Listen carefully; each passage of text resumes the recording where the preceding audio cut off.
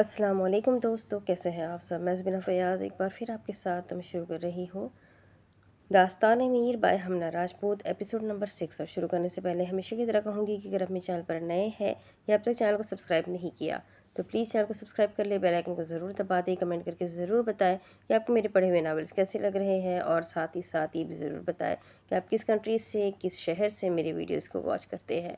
تو چلیے فی الحال ہم اس ناول کو آگے سٹارٹ کرتے ہیں۔ ہر طرف اندھیرا ہی اندھیرا تھا۔ وہ ننگے پاؤں اپنی جان بچانے کے لیے بھاگ رہی تھی۔ قدموں کی ہٹ اسے اپنے نزدیک آتی ہوئی محسوس ہو رہی تھی۔ وہ مزید آگے بڑھتی، نیچے بڑے بڑے سے پتھر پر اس کا پاؤں اٹکا۔ وہ لڑکھڑاتی ہوئی زمین بوس ہوئی، جبکہ وہ لوگ اس تک پہنچ چکے تھے۔ ابھی وہ اسے پکڑنے کے لیے ہاتھ لگاتے کسی نے اس شخص کے ہاتھ پر فائر کیا، جس پر وہ شخص درد سے کرا اٹھا تھا۔ فائر کی آواز سنتی وہ تھر تھر کانپنے لگی، جبکہ اس شخص اپنے ہاتھ سے بہتے خون کو دیکھ رہا تھا اور ساتھ ساتھ اپنی نظریں اس راستے پر ڈالی تھی جہاں سے فائر کا نشانہ لیا گیا تھا۔ وہ شخص مطمئن ہوتا ہوا اپنے ساتھ کھڑے دوسرے ساتھی کو دیکھ کر خباثت سے کہا لگاتے ہوئے ایک بار پھر اس کی طرف اپنے قدم بڑھا گئے تھے۔ تبھی سنسان جنگل میں دو لوگوں کی لاشیں ایک ساتھ زمین بوس ہوئی تھی۔ وہ شخص جھاڑیوں سے نکلتا ہوا ان دونوں شخص کے عین دل پر نشانہ لگاتا لمحوں میں انہیں جہنم واصل کر گیا، جبکہ وہ لڑکی اپنے سامنے ان لوگوں کی لاش کو دیکھ رہی تھی۔ تبھی جھاڑیوں سے نکلنے والا شخص اس لڑکی کے نزدیک آیا۔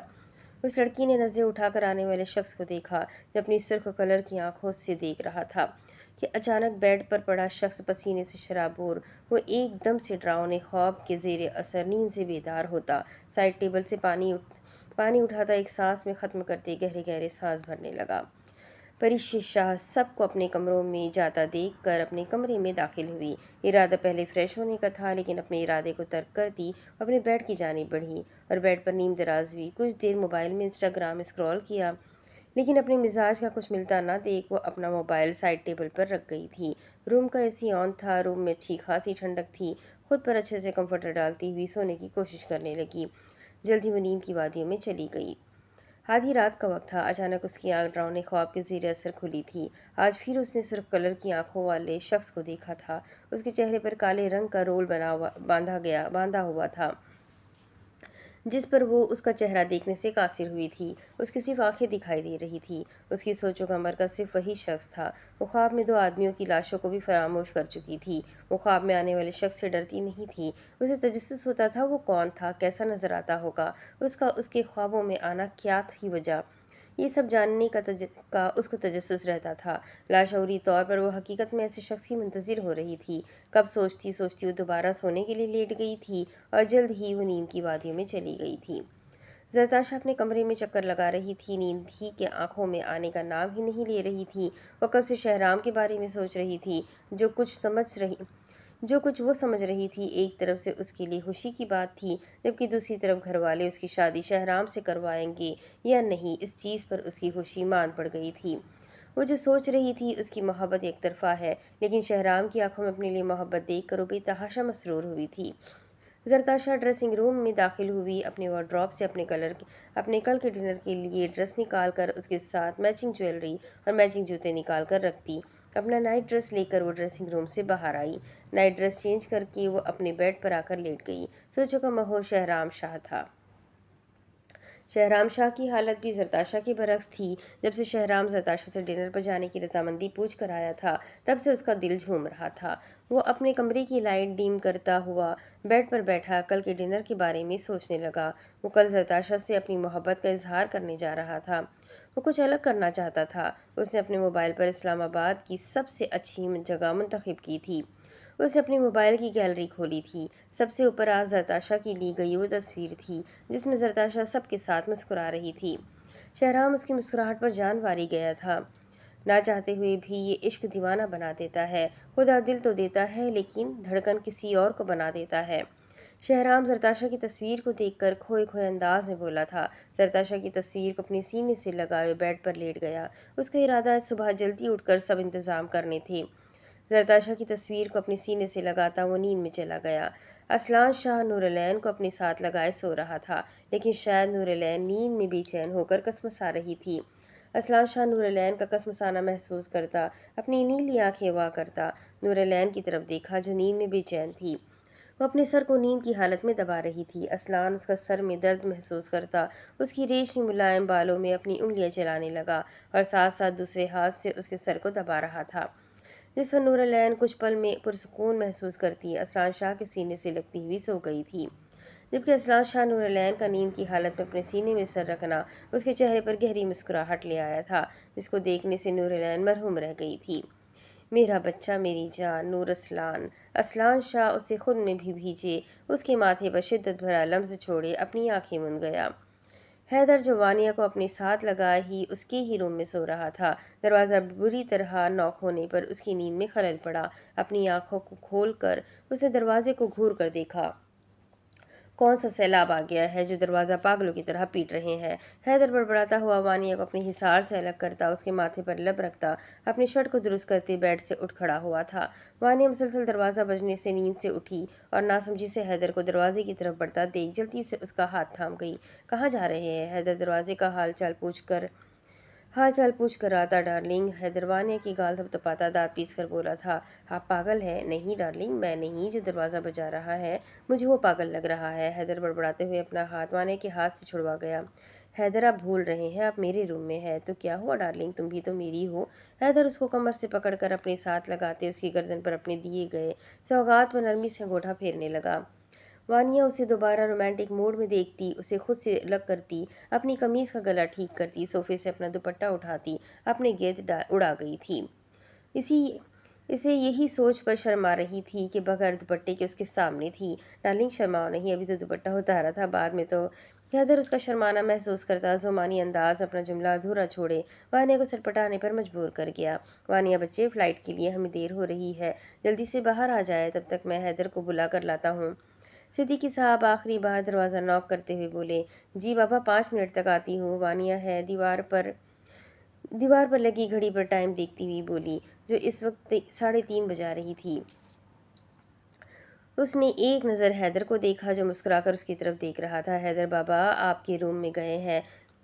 وانیہ اسے ہوش دلاتی ہوئی بولی تھی۔ کوئی بات نہیں ڈارلنگ، میں انہیں روم میں ہی ملوں گا، پہلے اپنی پٹاخہ سے تو مل لوں۔ حیدر وانیہ کو اپنے نزدیک کرتا اس کے ماتھے پر لب رکھتے ہوئے بولا، اپنے لب اس کے ماتھے سے ہٹاتا اس کے لبوں پر اپنے لب شدت سے ان کی نمی محسوس کرنے لگا۔ وانیہ بھی مدہوش ہوتی اس کے لبوں کو چوم گئی تھی۔ حیدر اسے اپنے سینے سے لگائے آخری بار اس کے لبوں کو چوم کر پیچھے ہوا۔ وانیہ گہرے گہرے سانس بھر رہی تھی۔ آئی لو یو میری پٹاخہ۔ حیدر شدت جذبات سے ایک بار پھر اس کو اپنے سینے سے لگاتا ہوا ڈریسنگ روم میں چلا گیا۔ وانیہ اسے اپنے روم میں جانے کی بجائے ڈریسنگ روم میں جاتا دیکھ بوکھلا کر اس کے پیچھے بھاگی تھی۔ ہاں حیدر۔ وانیہ ڈریسنگ روم میں داخل ہوئی، حیدر کو الماری سائڈ کرتا دیکھ اس کی جانب آئی۔ حیدر الماری میں چھپی ڈیوائس کو آن کرتا اس کی طرف اچھال گیا۔ کچھ سیکنڈ بعد دیوار پیچھے کو ہٹتی ہوئی محسوس ہوئی، وہ دیوار حیدر کے روم میں جاتی تھی۔ وانیہ ہکی بکی حیدر کو دیکھ رہی تھی۔ حیدر اس کی طرف فلائنگ کس اچھالتا جلدی سے فریش ہونے لگا۔ اسے اپنے روم کے باہر صدیقی صاحب کے بولنے کی آواز آ رہی تھی۔ وانیہ سر جھٹکتی ہوئی فریش ہونے لگی۔ صدیقی صاحب دونوں کو اٹھا کر لاؤنج میں آئے تھے، جبکہ ملازمہ ان کا سامان گاڑی میں رکھ رہے تھے۔ فلائٹ میں 20 منٹ باقی تھے، تب تک وانیہ اور حیدر بھی فریش ہو کر باہر آئے تھے۔ حیدر وانیہ کی طرف دیکھ کر آنکھ ونک کر گیا۔ وانیہ سٹپٹاتی ہوئی صدیقی صاحب کی طرف بڑھی۔ چلے؟ جس پر وانیہ سر کو ہلاتی ان کے ساتھ باہر کی طرف بڑھ گئی۔ حیدر بھی ان کے ہم قدم ہوا۔ وہ سب آ کر گاڑی میں بیٹھ گئے تھے، جبکہ ڈرائیور نے گاڑی کا رخ ایئرپورٹ کی جانب کیا تھا۔ نور العین کی آنکھ کھڑکی سے آتی سورج کی روشنی سے کھلی تھی۔ اس نے اپنے ساتھ سوئے ہوئے وجود کو دیکھا تھا، جو سختی سے اپنے ساتھ لگائے ہوئے گہری نیند میں سو رہا تھا۔ نور العین اسلان شاہ کو ٹکٹکی باندھے دیکھ رہی تھی۔ نور العین کو اسلان شاہ کا چہرہ دنیا کے سب مردوں سے حسین چہرہ لگا تھا۔ یہ وہ شخص تھا جس نے اس کا ہر لمحے ساتھ دیا تھا۔ وہ اس مہربان شخص کو کیسے بھول سکتی تھی؟ وہی تو تھا اس کا سب کچھ، اس کا محرم، اس کا محافظ۔ ایسے کب تک دیکھتی رہیں گی مجھے؟ نور اسلان شاہ، جو کب سے نور العین کی نظروں کی تپش اپنے چہرے پر محسوس کر رہا تھا، اسے محوش سے اپنی طرف تکتا پا کر گہری مسکراہٹ لیے بولا۔ نور العین اسلان شاہ کی آواز سے گڑبڑاتی ہوئی بیڈ سے اٹھنے کی کوشش کرنے لگی۔ اسلان شاہ اس کی کوشش ناکام کرتا اسے اپنے مضبوط بازوؤں کے حصار میں لے گیا۔ چھوڑے نور العین، چھوڑے۔ نور العین کسمساتی ہوئی اپنا آپ چھڑوانے کی جدوجہد کرنے لگی۔ اسٹیچو۔ اسلان شاہ نور العین کی ناک کی ٹپ پر انگلی انگلی رکھتا ہوا بولا۔ نورالعین اس کے اسٹیچو بولنے پر اپنی سانس روک گئی تھی۔ سانس لے نور اسلان۔ اسلان شاہ اسے اپنی سانس روکتا دیکھ کر بولا تھا، اس پر نورالعین نام سر ہلا گئی۔ I said take a breath. نور اسلان شاہ اس سے مسلسل اپنا سانس روک کے دیکھ کر سخت لہجے میں بولا۔ اس کا سخت لہجہ محسوس کرتی نورالعین اپنا سانس بحال کر گئی۔ گڈ، بہت شوق ہے نا آپ کو میرا سانس بند کرنے کا؟ میں آپ کو بتاتا ہوں سانس بند ہونا کسے کہتے ہیں۔ اسلان شاہ اس کو پرسکون ہوتا دیکھ کر بولا اور اسے بیڈ گراؤنڈ سے لگاتا ایک ہاتھ سے اس کے دونوں ہاتھوں کو لاک کر گیا، جبکہ دوسرے ہاتھ سے اس کی گردن دبوچ کر اس کے بالوں کو مٹھی میں نرمی سے پکڑتا اس کا چہرہ اوپر اٹھا گیا اور اس کے ہونٹوں پر نرمی سے اپنے ہونٹ رب کرتا اسے مچلنے پر مجبور کر گیا۔ نورالعین اپنے بالوں میں اس کی پکڑ میں نرمی محسوس کرتی مسکرائی تھی، یعنی وہ اس کی سر کی چوٹ کا خیال کر گیا تھا، وہی اس کی ہونٹوں کو اپنے ہونٹوں پر رب کرتی بری طرح سے مچلی تھی۔ اسلان شاہ مسلسل اس کے ہونٹوں کو نرمی سے اپنے ہونٹوں سے رب کیے جا رہا تھا۔ نورالعین گہرے گہرے سانس بھرتی اسلان شاہ کو بہکنے پر اکسا رہی تھی۔ اسلان شاہ نے خمار میں ڈوبی آنکھوں کو وا کرتے نورالعین کی طرف دیکھا، جو گہرے گہرے سانس بھرتی اس کی طرف دیکھ رہی تھی۔ اسلان شاہ اس کے ہاتھوں کو نرمی سے آزاد کر گیا اور اس کی گردن کو اپنے انگوٹھے کی پشت سے سہلانے لگا۔ شاہ نورالعین اپنی دھڑکنوں کو قابو کرتی ہوئی بولی تھی، جو مسلسل اسلان شاہ کی قربت میں دھڑک رہی تھی۔ جی نور شاہ۔ اسلان شاہ اس کے ہاتھوں کی انگلیوں سے کھیلتے ہوئے بولا تھا۔ وہ ہم جائیں؟ نورالعین اسے اپنی انگلیوں سے کھیلتا دیکھ کر بولی تھی۔ کہاں جائیں گی نور دل؟ واش روم، نورالعین جلدی سے بولی تھی۔ اسلان شاہ اس کی بات سنتا ایک جھٹکے میں اسے اپنی گود میں اٹھاتا اسے واش روم میں لے آیا جائے۔ اسلان شاہ اسے بولتا ہوا واش روم سے باہر آیا تھا۔ نورالعین اس کا ہاتھ تھام گئی اور اپنا سر نفی میں ہلایا، یعنی وہ اس کی قربت سے بھاگ رہی تھی، لیکن اسلان شاہ کی قربت سے راہ فرار ہونا آج نورالعین کی قسمت میں نہیں تھا۔ چلے پھر اکٹھے شاور لیتے ہیں۔ اسلان شاہ نورالعین کو سمجھنے کا موقع دیے بغیر روف شاور کے نیچے کھڑا ہوا اور شاور کا بٹن پریس کر گیا۔ شاور سے نکلتا ٹھنڈا پانی ان دونوں کو بھگو گیا تھا۔ نورالعین ٹھنڈا پانی محسوس کرتی ہڑبڑا کر اسلان شاہ کے ساتھ لگی۔ اسلان شاہ اسے اپنے سینے سے لگتا دیکھ کر گہرا مسکرایا اور اس کی کمر کے گرد اپنا حصار تنگ کرتا اسے اپنے چوڑے سینے میں بھیج گیا۔ مسلسل 5 منٹ سے وہ دونوں ایک دوسرے کے حصار میں سکون سے کھڑے تھے۔ نورالعین مسلسل اس کے ساتھ لگی کانپ گئی تھی۔ اسلان شاہ اس کا کانپنا محسوس کرتا شاور بند کرتے اسے گود میں اٹھاتا واش روم کے سیلف پر بٹھا گیا تھا۔ اسلان شاہ اپنا ہاتھ اس کے چہرے پر رکھتا جبکہ دوسرے ہاتھ سے اس کی کمر رب کر رہا تھا۔ نورالعین کے وجود پر اسلان شاہ کی شرٹ چپک چکی تھی۔ اس کے جسم کی رہنائیوں کو دیکھ اسلان شاہ کی آنکھوں میں خمار اترا تھا۔ اس کے کپکپاتے ہوئے آتشی لب ہونٹوں کے اوپر تل اسے بہکنے پر مجبور کر رہے تھے۔ اسلان شاہ آہستہ سے اس کے اوپری ہونٹ کے اوپر بنے تل پر اپنا انگوٹھا رکھے اسے سہلانے لگا۔ نورالعین اس کی حرکت پر لرز اٹھی تھی۔ اسلان اس کے نزدیک تر ہوتا اس کے تل پر اپنے ہونٹ رکھ گیا۔ خماری تھی جو بڑھتی جا رہی تھی۔ اسلان شاہ اس کے تل کو سک کر رہا تھا۔ نورالعین اسلان شاہ کا کالر تھامتی گہرے گہرے سانس لے رہی تھی۔ اسلان شاہ اس کے تل سے ہٹتا اس کو دیکھ رہا تھا، جو پلکیں جھپکائے بغیر اسے ہی دیکھ رہی تھی۔ اسلان شاہ اس کی طرف خمار سے سرخ آنکھوں سے دیکھ رہا تھا۔ نورالعین اسے اپنی طرف دیکھتا پا کر اپنے نم ہونٹ تر کر گئی۔ اس کے ہونٹوں کو دیکھ اسلان شاہ کے گلے میں گلٹی ابھر کر معدوم ہوئی تھی۔ ان پر جھکتا اس کے ہونٹوں کو اپنے ہونٹوں کی قید میں لے گیا۔ قطرہ قطرہ اس کی سانسیں پینے لگا۔ ہر لمحہ اس کی شدت اس کے ہونٹوں پر بڑھتی جا رہی تھی۔ نورالعین اس کا کالر پکڑتی اسے ہوش دلا رہی تھی۔ اسلان شاہ اس کی سانسوں کی پرواہ کیے بغیر اس کی سانسیں چرانے میں مصروف تھا۔ نورالعین اس کی قید میں پھڑپھڑا کر رہ گئی تھی اسٹیچو۔ اسلان شاہ اس کی مزاحمت کرنے پر اس کے لب آزاد کرتا ہوا اسے اپنے طریقے سے روک چکا تھا۔ وہ پہلا شوہر تھا جو اپنے رومانس میں اپنی بیوی کی مزاحمت پر اسے اسٹیچو بنا گیا تھا تاکہ وہ بھرپور طریقے سے رومانس کر سکے۔ اسے اسٹیچو بنتا دیکھ اسلان شاہ اپنی نور شاہ کی معصومیت پر مسکرا کر اس کے ہونٹوں کو ایک بار پھر اپنی قید میں لے کر اس بار اس کی پکڑ میں نرمی تھی۔ نورالعین اس کی قربت میں پگھلنے لگی تھی۔ اسلان شاہ اس کی بالائی لب کو اپنے لبوں سے سک کرنے لگا تو کبھی اس کے نیچے والے ہونٹوں کو اپنے ہونٹوں میں لیے سک کر رہا تھا۔ اسلان شاہ اس کے ہونٹوں کو قید میں لیے ہی اسے اپنی گود میں اٹھا کر اسے شاور کے نیچے کھڑا کیا۔ اپنی شرٹ کے بٹن کھولتا اسے بوکھلانے پر مجبور کر گیا۔ نورالعین شرم سے سرخ ہوئی تھی۔ اسلان شاہ اس کی کمر میں ہاتھ ڈالتا اسے اوپر کو اٹھاتا اسے دیوار سے پن کر گیا اور اس کی شہرک پر اپنی لب رکھتا انہیں سک کرنے لگا۔ نورالعین خاموشی سے اس کی بے باکیاں سہ رہی تھی۔ اپنی کمر کے دونوں اطراف اس کے پاؤں کرتا اسے شرمانے پر مجبور کر رہا تھا۔ نورالعین اس کی حرکت پر سرخ ہوئی تھی۔ اجازت ہے اسلان شاہ، اپنے لب اس کے کانوں کے پاس لے جاتے ہوئے بولا۔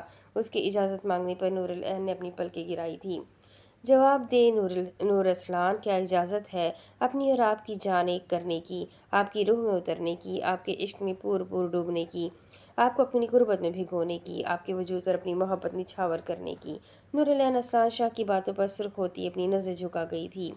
آپ کی نظروں کا جھکانا کہیں ہاں تو نہیں؟ اسلان شاہ اس کی نظروں کا جھکانا محسوس کرتا استفسار کرنے لگا۔ نورالعین شرم سے اس کے سینے سے لگی تھی۔ شکریہ نور اسلان، نور دل، نور شاہ۔ اسلان شاہ خوشی سے نورالعین کے گرد حصار باندھ گیا اور اسے ایسے ہی اپنی گود میں اٹھائے وہ اسے اپنے بیڈ پر بٹھا گیا۔ اس وقت صبح کے 8 بج رہے تھے۔ روم کا ٹیمپریچر نارمل کرتے روم کے پردے لگاتا بیڈ کی جانب آیا۔ نورالعین کو بیڈ پر سمٹا دیکھ وہ وہیں بیڈ پر نیم دراز ہوا۔ اس کا ہاتھ نرمی سے تھاما جو سر پڑ رہا تھا۔ ریلیکس میری جان، اگر آپ کمفرٹیبل نہیں تو میں کچھ نہیں کر رہا۔ اسلان شاہ اس کے سر سے گیلی پٹی اتارتا ہوا اس کے ماتھے پر لب رکھ گیا تھا۔ نورالعین اس کی بات سنتی نہ میں سر ہلا گئی تھی۔ وہ ہمیں ڈر لگ رہا ہے۔ نورالعین اپنا ڈر ظاہر کرتی ہوئی بولی۔ میرا بچہ، میری جان، اپنی اور آپ کی جان کو ایک کرنے کے لیے رسک تو لینا پڑے گا نا۔ اگر آپ ایسے ہی ڈرتی رہی تو کام کیسے چلے گا؟ کچھ آپ رومانس کرنا اور بہت سارا میں کر لوں گا۔ اسلان شاہ بے باکی سے بولا تھا۔ اس کی بے باکی بات سنتی نورالعین سرخ انار بنی تھی۔ اجازت وہ ایک بار پھر اجازت طلب کر رہا تھا۔ نورالعین ہچکچاتی ہوئی اپنا سر ہلا گئی۔ اسلان شاہ اسے بیڈ پر لٹاتا اس پر سایہ فگن ہوا۔ اپنی شرٹ وہ پہلے ہی اتار چکا تھا۔ اپنے ہاتھ نورالعین کی شرٹ کی طرف بڑھائے اس کی شرٹ کو کاندھے سے سرکاتا اس کے کاندھوں پر لب رکھ گیا۔ ایک ہاتھ سے اسے اوپر اٹھاتا اس کے بدن سے شرٹ کو اتار گیا۔ نورالعین اس کی حرکت پر خود میں سمٹی تھی۔ اسلان شاہ اسے خمار بھری نگاہ سے دیکھتا، اس کے چہرے پر جھکتا، اس کے ہونٹوں کو اپنے ہونٹوں میں قید کر گیا تھا، جبکہ دوسرے ہاتھ سے اس کی دھڑکنوں کو سہلانے لگا۔ نورالعین اس کے حصار میں مچل اٹھی تھی۔ وہ گہرے گہرے سانس بھرتی اسلان شاہ کو بہکنے پر اکسا رہی تھی۔ اسلان شاہ اس کی گہری گہری سانسیں محسوس کرتا، اس کے لبوں کو نرمی سے اپنے لبوں سے آزاد کرتا، اسے اور خود کو آخری پردے سے آزاد کرتا، ایک جھٹکے میں اس کی روح میں شامل ہوا۔ نورالعین درد کی شدت سے سسکی تھی۔ اسلان شاہ اس کا سسکنا محسوس کرتا اپنی شدت میں نرمی لاتا، اسے پرسکون کرنے لگا۔ نورالعین اسلان شاہ کی شدت میں نرمی محسوس کرتی پرسکون سی ہوتی اس کے سینے سے لگی تھی۔ اسلان شاہ اسے پرسکون ہوتا دیکھ ایک بار پھر اس میں خود کو آخری حد تک سختی سے خود میں سمو گیا۔ اسلان شاہ کی حد درجہ شدت پر نورالعین بری طرح اس حصار میں رو پڑی۔ اسلان شاہ اس کا رونا محسوس کرتا اس سے الگ ہوتا، اس کے آنسو اپنے لبوں سے چنتا اس کو اپنے سینے میں بھیج گیا۔ رونا نہیں نور اسلان، ہمارا ملن مکمل ہوا۔ وہ اپنی شدت سے نورالعین کو درد دے گیا تھا۔ وہ چاہنے کے باوجود اپنی شدت میں کمی نہ کر سکا۔ اس کے کان میں سرگوشی کرتا اسے اپنے حصار میں لیے اپنے اور نورالعین کے اوپر چادر ڈال گیا۔ اس کی گردن میں اپنا چہرہ چھپاتا، جگہ جگہ لو بائٹ بناتا، اس کے دل کے مقام پر اپنے لب رکھتا، اس کا دل دھڑکا گیا۔ نورالعین اپنے دل کے مقام پر اسلان شاہ کا لمس محسوس کرتی اس کے سینے میں سمٹی، اس کے دل کے مقام پر بے خودی میں اپنے لب رکھ گئی۔ اپنی دھڑکنوں پر نورالعین کا لمس محسوس کرتا اسلان شاہ اس کی دھڑکنوں سے اس کا چہرہ اٹھاتا نورالعین کو دیکھنے لگا۔ نورالعین اپنی بے خودی پر اس سے نظریں چرا گئی تھی۔ میرا بچہ، اس کے ماتھے پر لب رکھتا ہوا بولا۔ شکریہ نورالعین، نورالعین سے نور اسلان بننے کے لیے، شکریہ نورالعین سے نور شاہ بننے کے لیے، شکریہ نورالعین سے نور دل بننے کے لیے۔ اسلان اس کے چہرے پر جگہ جگہ اپنی محبت کی مہر ثبت کرتا نورالعین کو اپنے لفظوں سے معتبر کر گیا۔ نورالعین اسلان شاہ کی محبت بھرے الفاظ سنتی ہچکیوں سے رونے لگی۔ واٹ ہیپنڈ نور اسلان؟ اسلان اس کا ہچکیوں سے رونا محسوس کرتا اسے اپنے سینے سے لگائے ہی بیڈ پر بیٹھ گیا۔ آپ بہت اچھے ہیں شاہ۔ نورالعین صرف اتنا ہی کہہ سکی تھی۔ اگر آپ مجھے یہ بات ہنس کر کہتی تو آپ کے اسلان کا سیر و خون بڑھ جاتا۔ اسلان شاہ اس کا گال کھینچتا اسے مسکرانے پر مجبور کر گیا۔ نورالعین کتنی ہی دیر اس کے سینے سے لگی اس سے باتیں کرتی سو گئی، جبکہ اسلان نورالعین کو دیکھ کر مسکرا گیا۔ میرا بچہ، اس کی لبوں کو ہلکا سا چھو کر اپنی آنکھیں موند گیا۔ آج کی صبح اسلان شاہ کی زندگی کی سب سے حسین صبح ثابت ہوئی تھی۔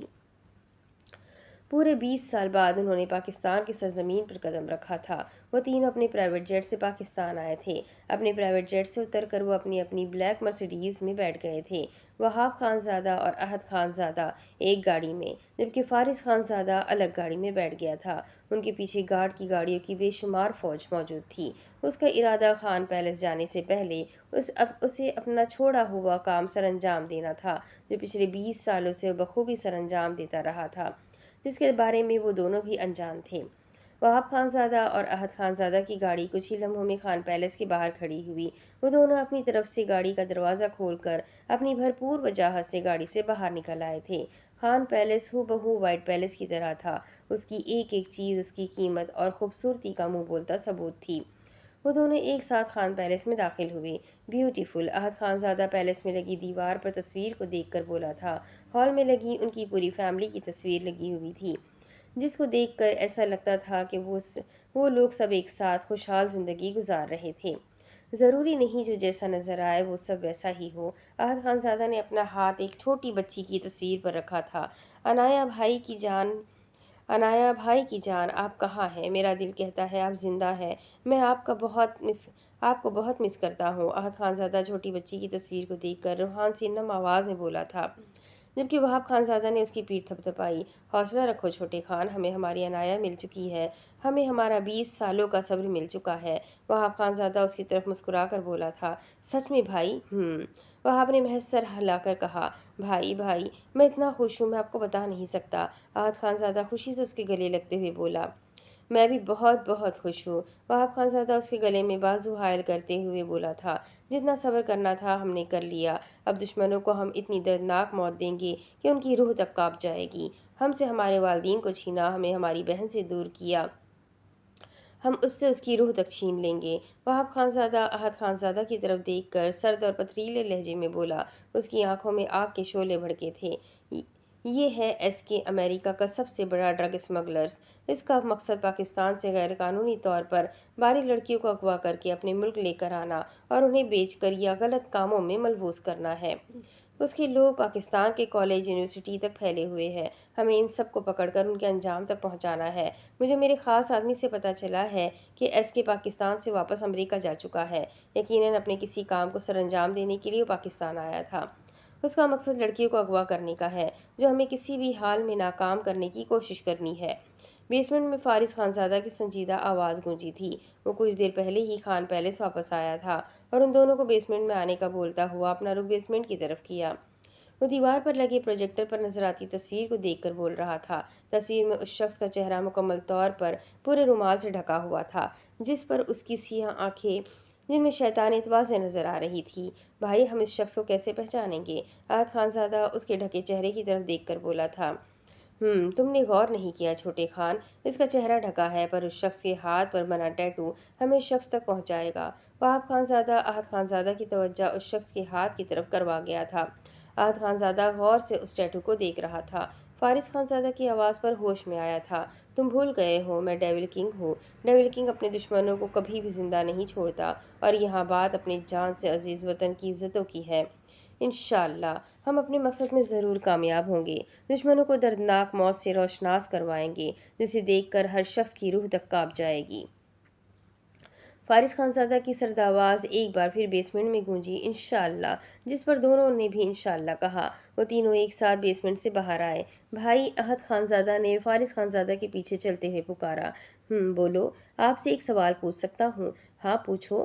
تمہیں کب سے میری اجازت کی ضرورت پڑ گئی؟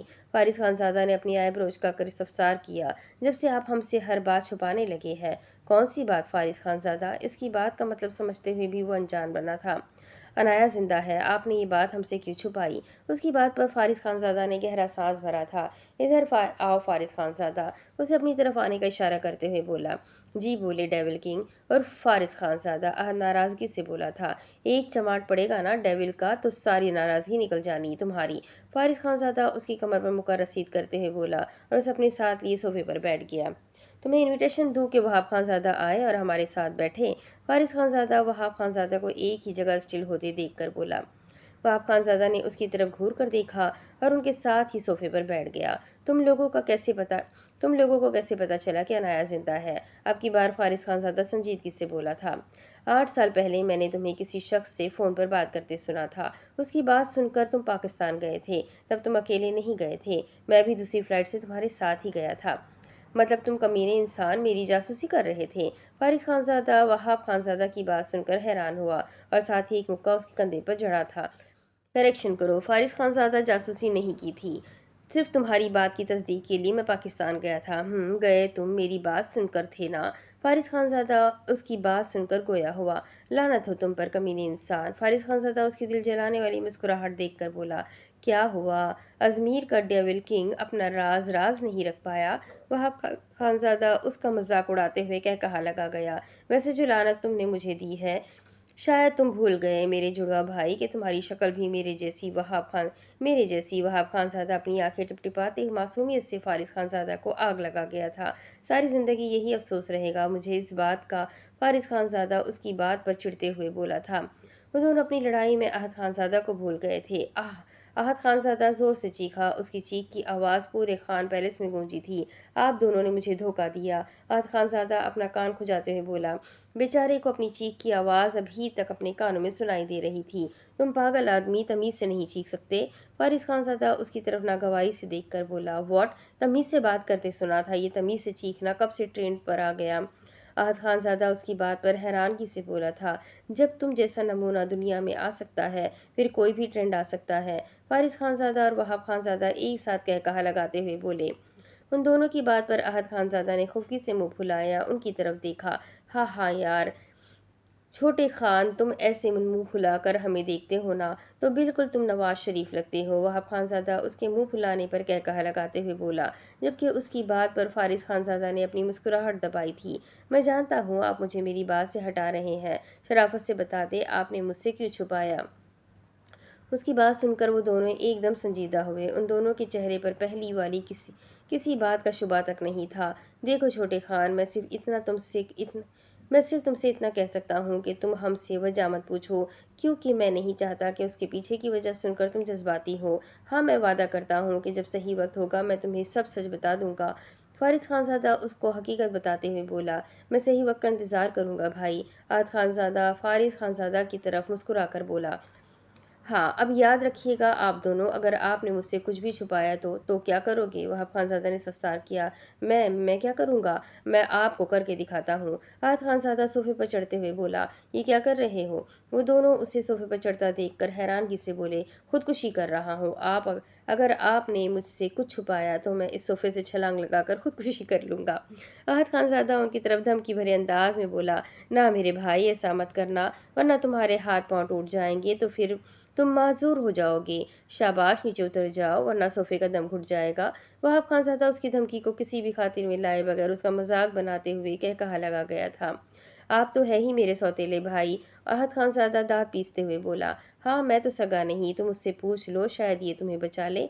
वहाब खानज़ादा अपनी मुस्कुराहट दबाकर फारिस खानज़ादा की तरफ इशारा करते हुए बोला। बोले भाई, आप मेरे सगे भाई हैं, आप ज़रूर मुझे बचा लेंगे। आहत खानज़ादा फारिस खानज़ादा की तरफ देखकर बोला, जबकि उसकी बात पर फारिस खानज़ादा ने एक नज़र उसकी तरफ और एक नज़र फर्श पर डाली थी। मेरे भाई, तुम खुदकुशी ना करना, वरना फर्श की तौहीन हो जाएगी। तुम्हारा वजन वो सह नहीं सकेगा। फारिस खानज़ादा सौतेले भाई होने का सबूत देता हुआ बोला। आपको फर्श की पड़ी है और यहाँ मेरी भरी जवानी रोल गई। आहत खानज़ादा अपने भाई के सौतेलेपन पर सदमे की हालत में बोला, जबकि उसको सदमे में जाता देख वो दोनों कह कहा लगा उठे। जा मेरा बच्चा, तू खुदकुशी कर, हम तो चले आराम करने। वहाब खानज़ादा और फारिस खानज़ादा उसकी तरफ देखकर भरपूर अंगड़ाई लेते, उसके गाल थपथपाकर बोलते हुए अपने अपने कमरों में चले गए थे। मैं सच में कर लूँगा। आहत खानज़ादा उनको अपने कमरों में जाता देख ऊंची आवाज़ में बोला था। दाद बख्श फारिश खानज़ादा जो सीढ़ियों पर खड़ा था, आहत खानज़ादा की बात सुनता अपने मुलाजिम को आवाज़ देते हुए पुकार गया। जी सरदार। बख्श फारिस खानज़ादा की आवाज़ सुनता जल्दी से किचन से बाहर आया था। दाद बख्श, तुम्हारे छोटे खान कुछ देर तक खुदकुशी करने लगे हैं, जब ये खुदकुशी कर ले तो फर्श को साफ करवा देना। فارس خانزادہ داد بخش کو حیران چھوڑتے اور احد خانزادہ کو ایک آنکھ ونک کرتے ہوئے اوپر اپنے کمرے کی جانب چلا گیا، جبکہ داد بخش اس کا حکم مانتے ہی احد خانزادہ کی طرف بڑھا۔ کیوں کھڑے ہو ادھر؟ احد خانزادہ اسے ایک جگہ پر کھڑا دیکھ کر بولا۔ وہ آپ خودکشی کرنے لگے اور سر نے بولا تھا کہ فرش صاف کرنا ہے، اس لیے داد بخش معصومیت سے بولا تھا، نہیں کر رہا خودکشی، کر لو صاف، جا رہا ہوں میں اپنے کمرے میں۔ احد خانزادہ صوفے سے اترتا ہوا بولا۔ بھائی تو سوتیلے تھے، ملازم بھی سوتیلے نکلے میرے احد خانزادہ بڑبڑاتے ہوئے اپنے کمرے میں چلا گیا، جبکہ داد بخش اس کے بڑبڑانے پر اپنے کندھے اچکا گیا۔